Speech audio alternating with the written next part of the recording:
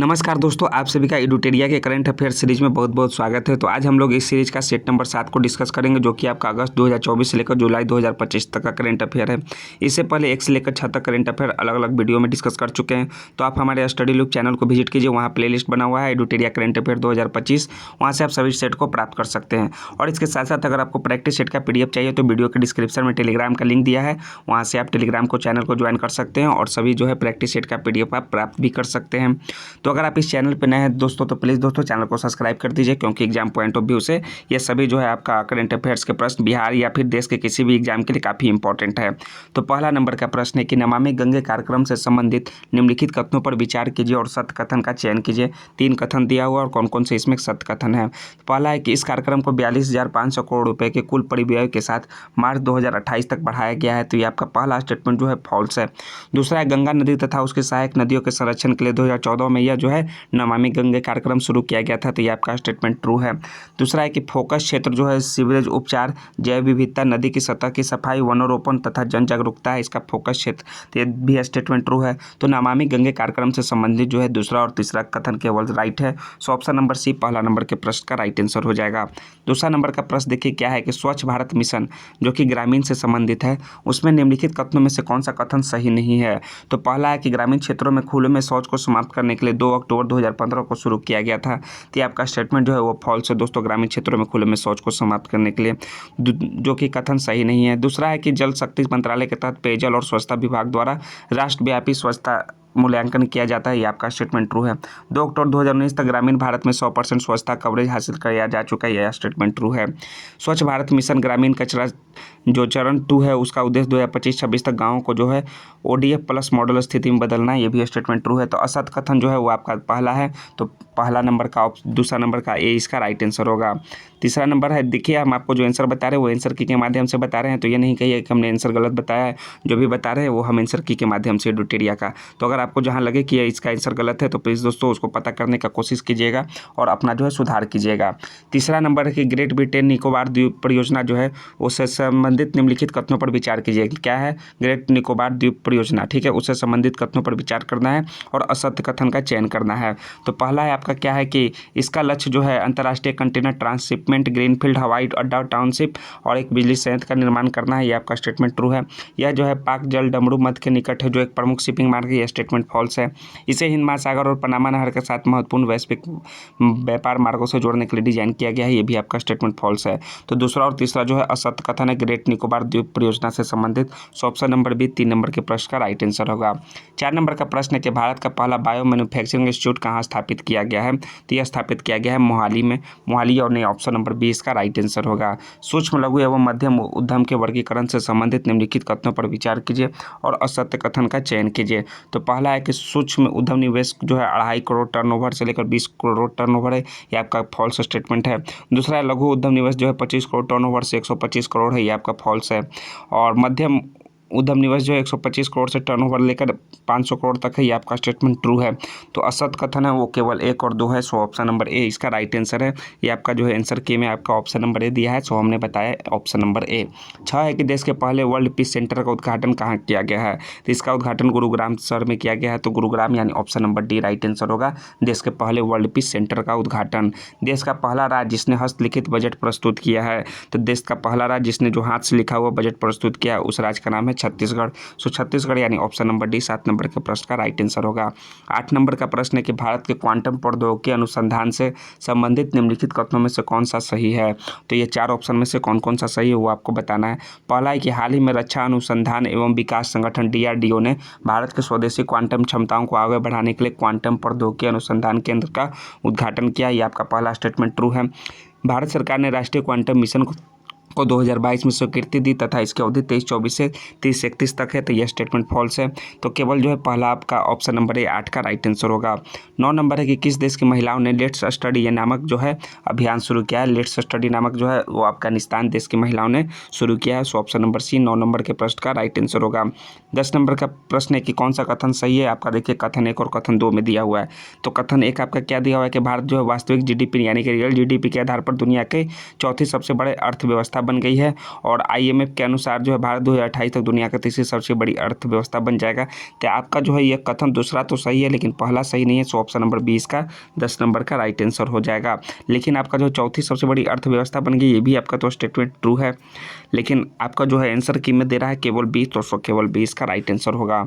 12 है कि किस देश की महिला जो है 12 किस देश की महिला राष्ट्रपति जो है नोटुम्बो नदी नैथवाहन बनी है। ठीक है, तो ये जो है आपका जो है दोस्तों 11 नंबर का क्वेश्चन है कि किस देश की पहली महिला जो है राष्ट्रपति नेटिम्बो नदी नैदवाह बनी है। तो वो नामीबिया देश की बनी है, तो नामीबिया यानी ऑप्शन नंबर 20 का राइट आंसर होगा। नेक्स्ट है कि केंद्र सरकार ने चंद्रयान 5 मिशन को मंजूरी दे दी है। इस संबंध में निम्नलिखित कथनों पर विचार कीजिए और सत्य कथन का चयन कीजिए। पहला कि मिशन जो 250 kg का रोवर ले जाने की तैयारी कर रही है, आपका स्टेटमेंट ट्रू है। भारत और जापान ने संयुक्त रूप से चंद्रयान 5 जो है लुपेक्स मिशन की योजना बनाई, ये भी आपका स्टेटमेंट ट्रू है। इसका उद्देश्य चंद्रमा के सतह और उपसतह का अध्ययन कर चंद्रमा पर पानी और बर्फ के भंडार का पता लगाना, ये भी आपका स्टेटमेंट ट्रू है। तो चंद्रयान 5 मिशन के बारे में जो है सभी कथन सही हैं। So option number C 13 number नहीं, ये 12 नंबर के प्रश्न का राइट आंसर होगा। और ये है आपका 13 नंबर का प्रश्न के स्पेसएक्स ड्रैगन अंतरिक्ष यान से लौटने वाले अंतरिक्ष यात्री इनमें से कौन है। तो इनमें से आपका बताइए कि इनमें से कौन कौन है दोस्तों। तो इनमें से जो है आपका सुनीता विलियम्स है, और आपका कौन है, आपका वुच विलमोर है, और आपका कौन है, निक हेग है। ये तीनों हैं। सो केवल 1, 2, 3 इसका राइट आंसर होगा। मशहूर मूर्तिकार राम सुतार से संबंधित निम्नलिखित कथनों पर विचार कीजिए और असत्य कथन का पहचान कीजिए। तो उन्हें हाल ही में महाराष्ट्र जो है भूषण से सम्मानित किया गया है राम सुतार को। यह स्टेटमेंट सही है। राम सुतार ने गुजरात में प्रतिष्ठित स्टैच्यू ऑफ यूनिटी को डिजाइन किया, ये भी आपका सही है। और राम सुतार 100 वर्ष के भारतीय मूर्तिकार, ये भी आपका सही है। तो असत्य कथन इनमें से कोई नहीं है दोस्तों 14 नंबर में, तो इनमें से कोई नहीं, यानी कि ऑप्शन नंबर आपका डी राइट आंसर हो जाएगा राम सुतार से संबंधित। नेक्स्ट है 15 की विश्व वायु गुणवत्ता रिपोर्ट 2024 से संबंधित निम्नलिखित कथनों पर विचार कीजिए और असत्य कथन का चयन कीजिए। तो सबसे प्रदूषित देश जो है वो चाड है, ये आपका जो है असत्य कथन है। भारत का स्थान जो है चौथा है, ये भी आपका सत्य कथन है। और ढाका विश्व की सबसे प्रदूषित राजधानी, यह भी आपका सत्य कथन है। तो तीनों जो है आपका असत्य कथन है, यानी कि ऑप्शन नंबर सी इसका राइट आंसर है। और मेघालय का जो बर्निहाट दुनिया का सबसे प्रदूषित शहर घोषित हुआ, ये आपका कथन ट्रू है। ठीक है, ये आपका ट्रू है, बाकी ये सभी जो है आपका फॉल्स स्टेटमेंट है। इस कारण से 1, 2 और 3 इसका राइट आंसर हो जाएगा। 16 नंबर है कि किस भारतीय लंबी दूरी की धावक को प्रतिबंधित पदार्थ ऑक्सीड्रोलिन के लिए सकारात्मक परीक्षण के बाद विश्व एथलेटिक्स की एथलेट इंटीग्रिटी यूनिट द्वारा 4 साल के लिए प्रतिबंध कर दिया गया है। तो प्रतिबंध कर दिया गया है किनको, वो किया गया है 16 नंबर का जो राइट आंसर होगा वो अर्चना जाधव को। 17 है कि पुरुष एवं महिला कबड्डी विश्व कप इंग्लैंड 2025 के विजेता कौन देश हैं। तो इस देश के विजेता हैं भारत। पुरुष और महिला कबड्डी विश्व कप जो कि इंग्लैंड में इसका आयोजन हुआ था, उस 2025 के विजेता भारत है। अभ्यास खंजर का 12वां संस्करण भारत और किस देश के बीच संयुक्त सैन्य अभ्यास है। तो यह जो है भारत और किर्गिस्तान के बीच जो है अभ्यास खंजर जो है संयुक्त सैन्य अभ्यास है। भारत की नदियों में कुल जो है 6327 डॉल्फिन पाई गई है। इस संबंध में निम्नलिखित कथनों पर विचार कीजिए और कौन से कथन जो है वो सही नहीं है। तो है कि यह जो है राष्ट्रीय वन्यजीव संस्थान द्वारा देश की पहली नदी डॉल्फिन संख्या का अनुमानित रिपोर्ट, ये आपका सही है। और सबसे ज़्यादा संख्या बिहार में है, ये आपका फॉल्स है। दूसरी सबसे ज़्यादा संख्या यूपी में फॉल्स है। सबसे ज़्यादा बिहार में और दूसरा जो है वो सबसे ज़्यादा जो है यूपी में और उसके बाद जो है बिहार में। इसमें दोनों कथन जो है असत्य दिया हुआ है। ठीक है, सबसे ज़्यादा इसमें बिहार दिया है जबकि सबसे ज़्यादा यूपी में है। तो 2 और 3 जो है असत्य है, सत्य नहीं है। So option number C 19 number के प्रश्न का राइट आंसर होगा।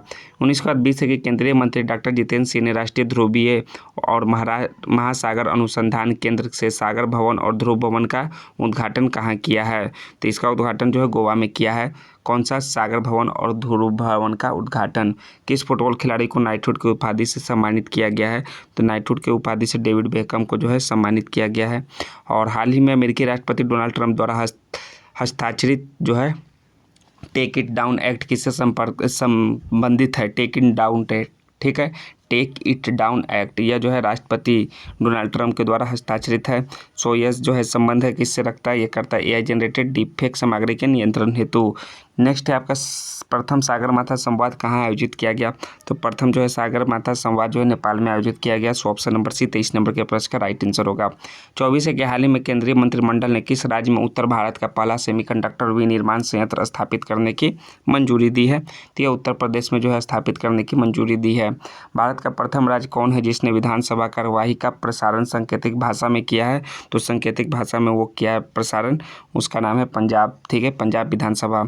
26 है कि मैथिली भाषा के लिए कविता संग्रह बनारस आ हम के लिए किसे साहित्यिक साहित्यिक जो कि अकादमी युवा पुरस्कार 2025 से सम्मानित किया गया है। तो यह सम्मानित किया गया नेहा झा मैनी को। तो साहित्यिक अकादमिक युवा पुरस्कार 2025 से सम्मानित किए गए हैं बनारस हम के लिए। हालिया संदर्भों में चर्चित जो 3R किससे संबंधित है, तो 3R जो संबंधित है वो संबंधित है दोस्तों एग्रीकल्चरल इकोनॉमी से। नेक्स्ट है आपका rising north east investor summit 2025 का उद्घाटन किसके द्वारा किया गया, तो इसका उद्घाटन जो है प्रधानमंत्री के द्वारा किया गया। 27 नंबर का आपका राइट आंसर क्या हो जाएगा, 27 नंबर का जो सर्कुलर इकोनॉमी से, एग्रीकल्चर इकोनॉमी से नहीं, सर्कुलर इकोनॉमी से 3R का संबंध। सो ऑप्शन नंबर बी 27 का राइट आंसर होगा। 28 जो है प्रधानमंत्री के द्वारा किया गया। 29 नंबर का प्रश्न है कि कभी कभी समाचारों में देखे जाने वाली STEM यानी कि अस्टीम का संबंध किससे है, तो अस्टीम का जो संबंध है वो है आपका शिक्षा से संबंधित है। और हैदराबाद के नीलोफर अस्पताल में लॉन्च किए गए देश के पहले AI संचालित उपकरण का नाम क्या है जो बिना सुई के रक्त परीक्षण करता है, तो उसका नाम है अमृत स्वस्थ भारत AI का नाम है, ठीक है, जो कि हैदराबाद के नीलोफर अस्पताल में लॉन्च किया गया देश का पहला AI संचालित उपकरण का नाम है। 30 के बाद 31 नंबर का प्रश्न देखिए क्या है। महिलाओं और बच्चों की सुरक्षा बढ़ाने के लिए प्रोजेक्ट हिफाजत की शुरुआत किस राज्य या केंद्र शासित प्रदेश के द्वारा किया गया है, तो यह जो है पंजाब राज्य के द्वारा जो है शुरू किया गया है project Hifazat. Stockholm International Peace Research Institute की हालिया रिपोर्ट के अनुसार 2020 से 24 के दौरान कुल वैश्विक हथियार आयात में भारत की हिस्सेदारी कितनी है, तो इसमें भारत की हिस्सेदारी जो है 8.3% है। किसमें है, वो Stockholm International Peace Research Institute की हालिया रिपोर्ट के अनुसार जो है कुल वैश्विक हथियार आयात में। किस राज्य ने अपने टीकाकरण कार्यक्रम को मजबूत करने के लिए rapid immunization skill enhancement app launch किया है, तो यह जो है लॉन्च किया गया है वो उत्तर प्रदेश के सरकार के द्वारा। किस राज्य सरकार ने स्वर्गीय रतन टाटा के सम्मान में सेमीकंडक्टर और इलेक्ट्रॉनिक्स लेजिस्लेटिव पार्क का नाम जो है रतन टाटा इलेक्ट्रॉनिक्स सिटी रखा है, तो वो रखा है दोस्तों पश्चिम बंगाल ने। वर्ष 2024-25 में भारत में प्रत्यक्ष विदेशी निवेश यानी कि FDI के अंतर्वाह से संबंधित निम्नलिखित कथनों पर विचार कीजिए और कौन से कथन गलत हैं। 35 नंबर के कथन में देखिए तो कौन कौन से गलत हैं, वो है आपका सबसे अधिक FDI भारत को मलेशिया से प्राप्त हुआ, ये गलत है, और राज्यों में सबसे अधिक FDI जो दिल्ली से प्राप्त हुआ, ये गलत है। तो 2 और 4 जो है गलत कथन है। So option number C 35 number के प्रश्न का राइट आंसर होगा। 36 है कि हाल ही में किस खाड़ी देश ने जो है टूरिज्म पहल की शुरू किया है, टूरिज्म पहल की शुरू किया है, तो सऊदी अरब ने, किसने, सऊदी अरब ने जो है इस पहल का शुरू किया है। तो ऑप्शन नंबर 20 का राइट आंसर होगा सऊदी अरब। भारत के जैव प्रौद्योगिकी क्षेत्र के विकास के अंतर्गत किस वर्ष तक भारत की जैव अर्थव्यवस्था 300 बिलियन अमेरिकी डॉलर तक पहुंचने का लक्ष्य है, तो पहुंचने का लक्ष्य है दोस्तों 2030 तक। प्रायः समाचार पत्रों में चर्चित जो है नागोर्नो कराबाख क्षेत्र किस देश में स्थित एक स्वायत्त क्षेत्र है, यह जो है अजरबैजान में जो है स्थित जो है एक स्वायत्त क्षेत्र है, जो कि इसका नाम है कौन सा, नागोर्नो कराबाख क्षेत्र, ठीक है, यह जो है अजरबैजान में स्थित एक स्वायत्त क्षेत्र है। 38 नंबर का 39 है।